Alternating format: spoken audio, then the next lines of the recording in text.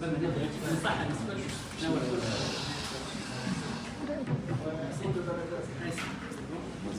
chers invités, chers collègues, chers étudiants, merci d'avoir accepté notre invitation. Nous sommes aujourd'hui honorés d'accueillir parmi nous à l'ESSEC de Tunis 3 experts comptables de renom, Sirès Sieni Swahebi et Sio Simple, pour débattre un sujet, à mon avis, qui est très important et qui demeure d'actualité, à savoir les dispositions de la loi de finances 2020.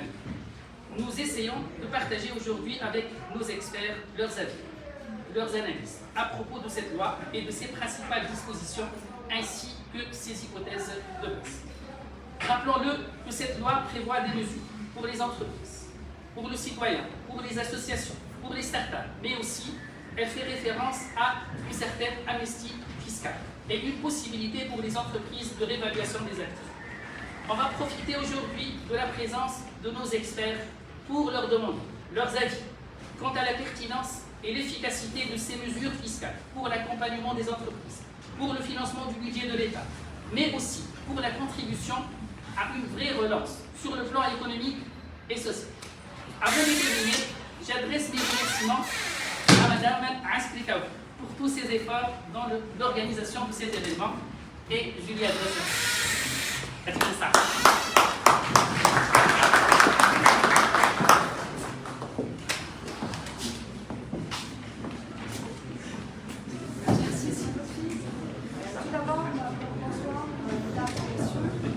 C'est avec un grand plaisir que je vous souhaite à tous la bienvenue. Je vous remercie d'être venus nombreux dans ce lieu cet après-midi afin d'assister à notre conférence Loi de finances 2022, regard croisé des experts. Je tiens à remercier en particulier nos invités d'honneur, M. Ali Swahebi, M. Toki et M. Kaïsri, en mon nom, au nom de M.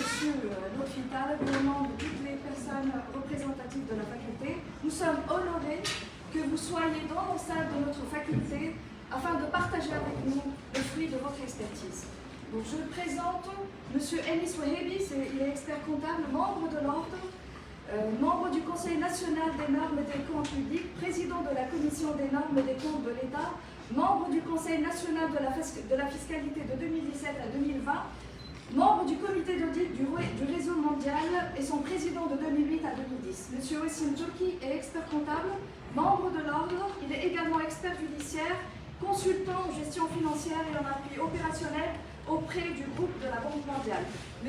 Kaïs Fri, il est expert comptable, membre de l'ordre, expert en finance islamique, consultant à la Banque africaine de développement, enseignant universitaire à l'IHEC, auditeur certifié, spécialiste en audit social. Il est également trésorier auprès de la Chambre tuniso-belge de commerce. M. Kaïs Fri, il est aussi médiateur de notre conférence et je lui relève la parole. Merci.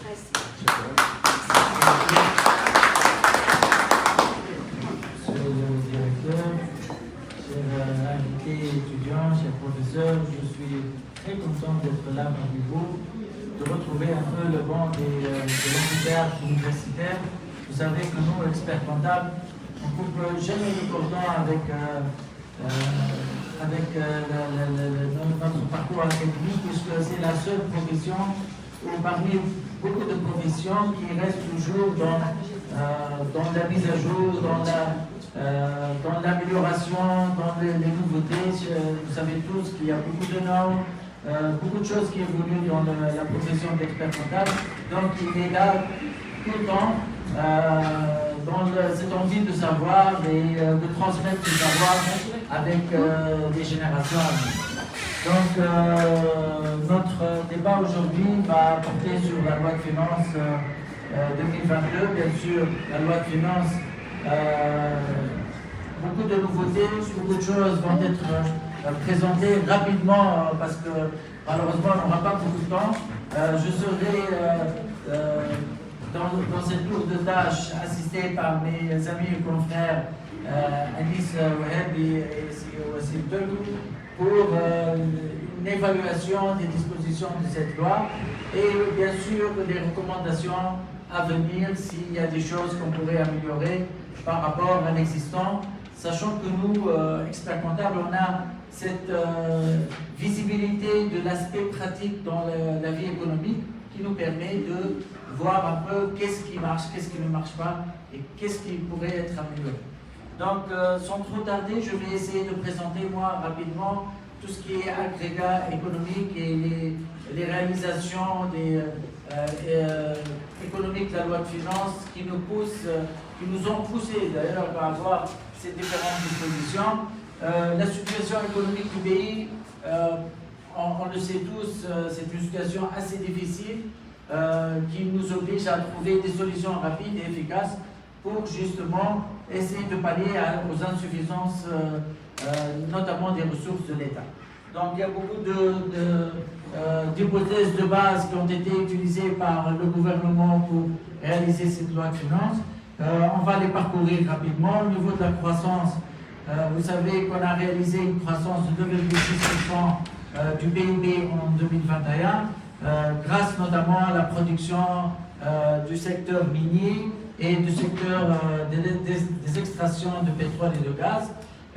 Heureusement qu'il y avait ce secteur minier, le secteur de l'extraction du pétrole et de gaz, notamment le fameux champ de Nawara qui a permis à sauver un peu les meubles, parce que sinon toutes les autres industries ont réalisé une baisse, notamment l'agriculture, la pêche, les textiles, cette baisse qui varie entre 10 et 5%. Donc, au niveau de la croissance, donc on note l'amélioration de la production du phosphate, parce que qui dit phosphate dit stabilité économique de la Tunisie. Le phosphate était parmi les plus grands exportateurs en Tunisie et il permettait à soutenir le dinar face aux différentes devises. Malheureusement, ce secteur a souffert pendant les 10 dernières années. Il a repris un peu en 2021, mais reste au-dessous de l'objectif de 25% qui a été fixé initialement par le gouvernement. Le deuxième indice, l'indice de la production industrielle, c'est la production réelle par rapport à la production théorique. Cet indice, il est passé en 2010, il était à 100%. Maintenant, on est à 85%, donc on est à 85% de la capacité industrielle. Ce n'est pas vraiment très agréable de voir cet indice diminuer parce que ça reflète un peu la difficulté que vit le secteur industriel en Tunisie. L'indice des prix de l'immobilier, il y a aussi une petite baisse de 3,7% au niveau des prix de l'immobilier. Ceci entraîne pour l'année 2021 au niveau du commerce extérieur une augmentation de 20% de l'exportation et de 22% au niveau des importations. Donc c'est pratiquement le même taux avec un taux de couverture de 74%. Donc les exportations ne couvrent que 74% des importations du pays. Ce déficit commercial, il est dû, et avec plusieurs pays, vous le voyez clairement avec la Chine, il est de pratiquement de 6,3 milliards de dinars, et puis vient la Turquie à 2,7 milliards de dinars, puis l'Azerbaïdjan, vous allez vous demander pourquoi l'Azerbaïdjan, parce que c'est un pays avec qui on a beaucoup d'échanges en termes pétroliers, donc on importe du pétrole de l'Azerbaïdjan, et avec l'Algérie 1,6 milliard de dinars. Au niveau de l'importation des biens d'équipement, on est à l'ordre de 1 milliard 214 millions de dinars. Ça reflète aussi la santé au niveau des biens de l'industrialisation. Les produits énergétiques, là aussi, il y a un accroissement au niveau des importations de 64%, contre 236% d'augmentation pour les exportations, comme je viens de signaler. Au niveau, ceci est dû à l'amélioration des exportations, notamment grâce à l'entrée en production du champ Nawara. Le cours du Brent, parmi les hypothèses importantes pour l'élaboration du budget, c'est le cours du Brent, parce que nous, on importe du pétrole, il s'abaisse énormément sur les caisses de l'État. L'hypothèse de base c'était 74 $ le baril. Vous savez tous, aujourd'hui, on est hier plus précisément, on est à 93 $ avec une crise entre l'Ukraine et la Russie qui s'annonce qui va entraîner systématiquement une augmentation du prix du pétrole s'il y aura des sanctions contre la Russie. Et ça, ce sont des indicateurs qu'on va discuter avec mes confrères tout à l'heure parce que, justement, déjà d'emblée, à un mois d'intervalle, l'hypothèse de base la plus importante est très loin de la réalité. Donc, aussi au niveau de l'évolution des cours des matières premières, il y a une évolution très importante des cours des matières premières, notamment suite à une année de Covid qui était très difficile. La relance de l'économie mondiale a entraîné un accroissement de la consommation aussi. Donc le cours de dollar en tonne métrique est passé au niveau du phosphate de 75 à 176. Pour le blé dur, on était en décembre 2019 à 240 $ la tonne métrique, on est à 317 $ la tonne métrique, une évolution très importante pour le blé. Là aussi, il s'agit d'une variable importante pour la consommation, pour notre consommation. Vous savez que nous, on consomme beaucoup de blé, notamment pour le pain et autres. Aussi, il y a une augmentation du cours de l'huile d'olive. Là, c'est plus bénéfique pour la Tunisie. Les intentions d'investissement aussi en baisse de 25%, passant de 3 422 millions de dinars en 2020 à 2 532 millions de dinars en 2021. Le montant des investissements directs étrangers, au cours des 9 premiers mois de l'année, il y a une légère hausse de 0,1%. Le marché du travail, le taux de chômage est passé de 18,6%. Le taux de chômage est passé de 18,6% au 13e trimestre 2021 et le chômage des jeunes malheureusement tourne aux alentours de 42%. C'est un taux très élevé pour notre pays. Donc en termes d'inflation, là aussi, l'inflation en Tunisie en 2021 est fixée à 6,6%. Soit une augmentation au niveau des prix et l'indice général depuis 2011 de presque de 78%. Donc les prix ont évolué de 78% pratiquement en 10 ans. Pour la balance de paiement, les revenus en ce qui concerne le secteur touristique, on a enregistré des revenus de l'ordre de 2 milliards de dinars, sachant que les transferts des Tunisiens à l'étranger, il se situe à 6,8 milliards de dinars, qui est 3 fois les revenus du tourisme. Donc vous voyez l'importance des Tunisiens à l'étranger maintenant. Cette augmentation est due au fait aussi qu'il y a beaucoup de grands diplômés qui sont partis à l'étranger, notamment des médecins et tout, qui ont un pouvoir d'achat assez important et un pouvoir de transfert aussi qui a permis cette amélioration des transferts de devises pour la Tunisie.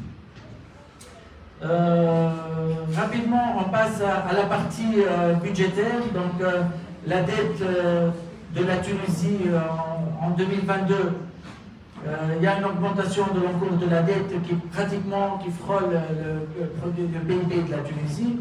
Cette augmentation est due pendant les 10 dernières années à l'accroissement des dépenses de l'État. Les dispositions budgétaires, donc on a un total du budget des recettes de 57 milliards de dinars, dont des recettes fiscales de 35 milliards de dinars et des recettes non fiscales de 3 milliards de dinars. Les ressources d'emprunt sont fixées à 19 milliards de dinars. On va essayer de parcourir rapidement ces ressources. On a l'endettement. Le total d'endettement pour 2022 est fixé à 19 milliards de dinars, pratiquement 20 milliards de dinars, dont 12 milliards de dinars de dette extérieure et 7 milliards de dinars de dette intérieure.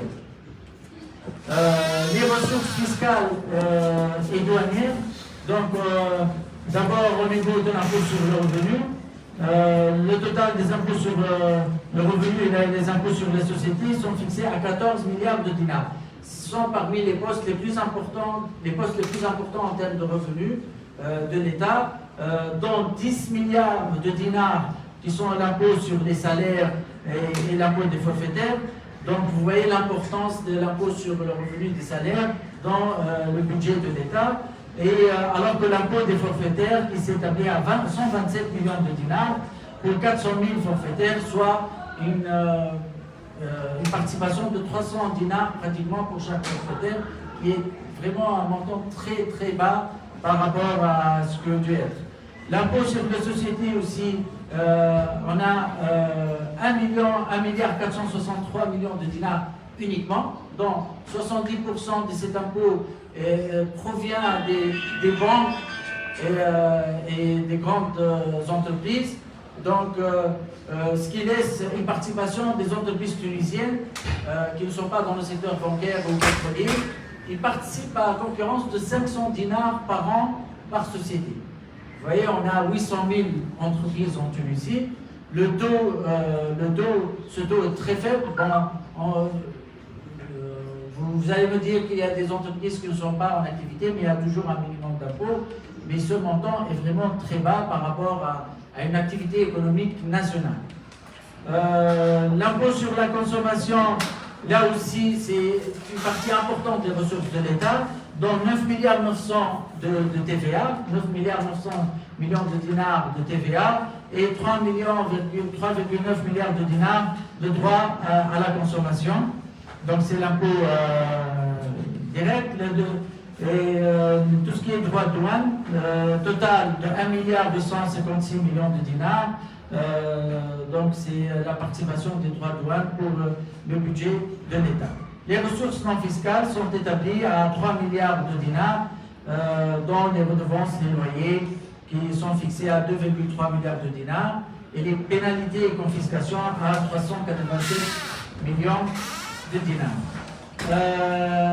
Enfin, au niveau des dépenses publiques, la rémunération, la masse la plus importante des ressources de l'État sont affectées aux salaires qui se fixent à 21 milliards de dinars, soit 55% du total des dépenses et 14% du PIB.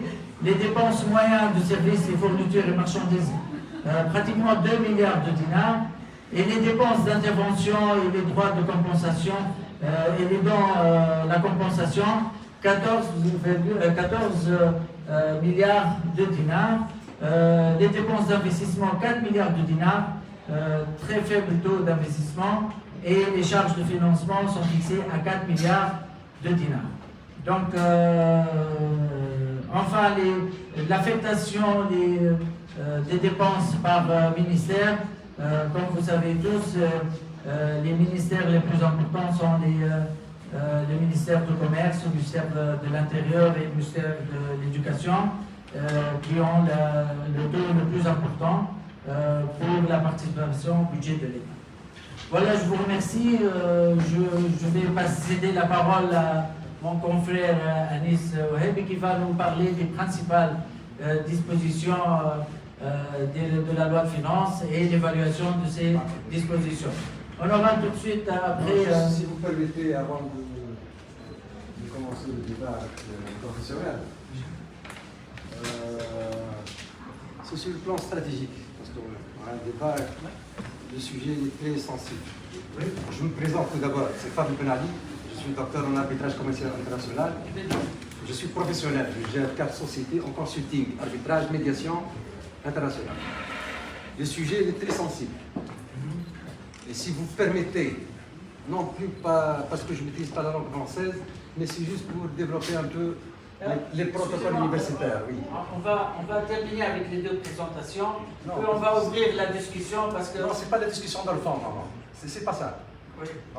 C'est sur le plan stratégique. C'est pour mettre le sujet, comment dirais-je, dans l'arabe, pour le dans le cadre. Le débat, c'est un débat des professionnels, n'est-ce pas? On a un sujet, et on va le prendre techniquement, avec des professionnels. Hein. Ouais. On n'a pas ici d'autres spécialités hors l'atmosphère économique. Donc 5 minutes, c'est bon? Non, non, non, non. Elle a dit Je Trois préfère, minutes. j'en préfère, cher invité. On préfère ouvrir les débats après les On va essayer interventions. Le débat, c'est... Parce que ça va déborder. C'est dans le temps. Non, non, pas. Juste pour la... Ça ne va pas déborder non plus. Je ne peux pas aller juste pour dire que c'est un point organisationnel. On a D'accord. préféré donc donner la possibilité à nos invités C'est dans le cadre organisationnel. Oui. C'est Vous serez le 2 premier, minutes. et vous Vous avez serez, 2 s'il vous minutes. plaît, vous serez le premier à prendre la parole après la présentation de nos experts. Parce qu'on est guidé par un plan. On va discuter le fond. Oui, exactement. C'est ce qu'on Mais après, la Ah oui. Si vous permettez 2 minutes sur le plan stratégique, pas plan, pas plus. 2 minutes. Si c'est 2 minutes, oui, allez-y, allez-y. 2 minutes, allez-y. Donc, je vous remercie, M. Free, pour la bonne présentation condensée. C'était une présentation technique. Ça, c'est un. 2. Les intervenants sont des professionnels, des experts comptables, qui m'ont dit بالعربي أهل الذكر. واسألوا أهل الذكر إن كنتم لا تعلمون. Et c'est juste pour développer un peu le protocole universitaire. C'est étudier et enseigner en français. Mais le problème, les étudiants, ils vont confronter plutôt des journaux en arabe, des discussions en arabe. Est-ce qu'ils ont et ils auront la capacité de comprendre une discussion en arabe? Je ne pense pas. Donc, باش نستغل هالدقيقة و30 ثانية سي بعد إذنكم باش نحكي باللغة العربية. فوالا. المسألة استراتيجية بالأساس. سنخص الأصل كما نقولوا في القانون الأصل والشكل. الأصل سي فوتر بروغرام، سي فوتر ديبا. مي الشكل عندنا 3 كلمات. عندنا لوا فينانس et 2022. لا لوا هي القانون. لا فينانس هي المالية وجمع منها أو فرع منها المالية العمومية. سي لا فينانس d'État ou la finance de l'État. Voilà. Et 2022, on est en 2022. C'est pas le débat de 2019, non plus 2013, non plus 2009. Ça, c'est sur le plan stratégique. Donc, si vous avez ça dit, je vous pose la question et j'espère bien que vous aurez la capacité. Non, c'est pas la capacité, plutôt بقولها بالعربي خينا. أنا لو لديك رحابة الصدر لتجيب الحضور هنا باللغة العربية والفرنسية. C'est pas un complexe de langue, hein. كلمة باللغة الفرنسية. شو مشكلة؟ الميلانج شو مشكلة؟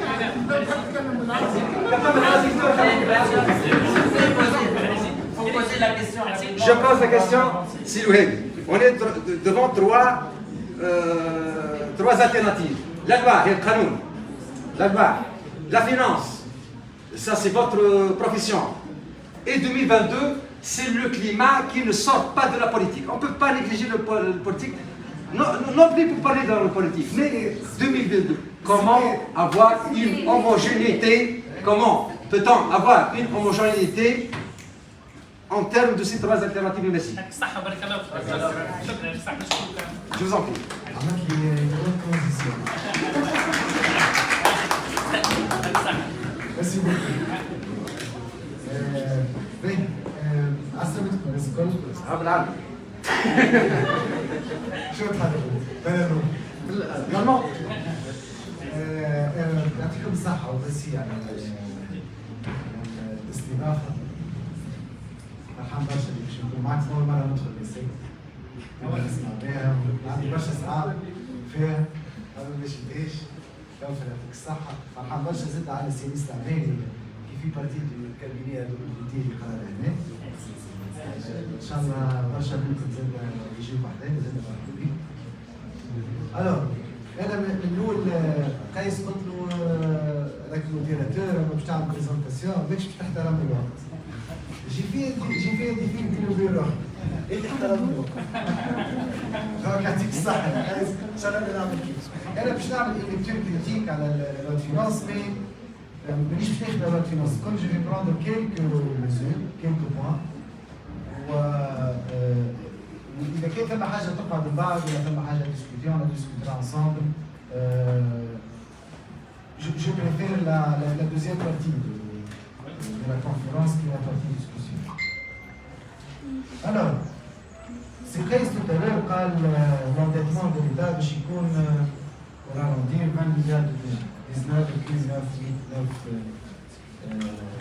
milliards de dinars d'endettement. Donc on va s'en doter de 20 milliards pour rembourser 10. Et les 10 l'autre, le chimchou في البudget de l'année 2020. منها أربع برك انفستيسمون 4 فروض انفستيسمون ولا ريست ماشي كيما نقولوا في الشهري ولا في اليوم البudget de fonctionnement. والهيبوتيز الكبيرة المفروض يتعمل عليها قانون المالية السنة هي le recours au FMI. معناها sans FMI on n'aura pas les 20 milliards de dinars. مش FMI باش تخلصنا في 20 مليار الكل. FMI باش تعطينا un programme de 4 milliards de dinars تجيب لنا 4.5 sur 50. Mais le fait de signer avec le FMI, c'est un signal fort pour dire que l'État tunisien est fiable. Donc toute l'hypothèse de la loi de finances, c'est l'endettement. Alors, j'ai vu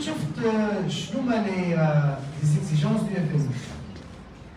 Je vois les objectifs annoncés par la loi de finances. J'ai trouvé qu'il y a quelques objectifs qui sont cohérents avec les exigences du FMI, surtout faire face aux fragilités socio-économiques suite à la crise sanitaire, la promotion de la croissance inclusive, la fiscalité, l'équité de la fiscalité, etc. Mais de l'autre côté, toutes ces pistes qui sont en rouge, c'est des exigences du FMI qui ne sont pas satisfaites par la loi de finances. Au contraire, on a une disposition, on a un objectif annoncé, une disposition objective. Il y a même tenir le rôle social de l'État, on a même مش تقصى اكزيجون نجم يكون معناها مانيش باش نصلحوا وضعيه المؤسسات العموميه مانيش باش نحلوا المشكل بس اتسيتيرا. دونك il y a une contradiction entre les exigences du FMI avec un S et ce qu'on annonce dans la loi de finances. Quand on analyse les dispositions de la loi de finances, on trouve qu'il y a 62 mesures dans la loi de finances. Sur les 62 mesures, 32 mesures qui ne servent à aucun des objectifs annoncés par le document de la loi de finances. Et 30 mesures qui, plus ou moins, vont en parallèle dans l'intérêt des objectifs annoncés. Il y a parfois des mesures qui sont contre même l'objectif de la loi de finances. On veut améliorer le climat des affaires, on va la suppression de la procédure d'échange en suspension temporaire pour les sociétés de commerce international et les sociétés de services de paiement exportatrices. C'est contre le climat des affaires.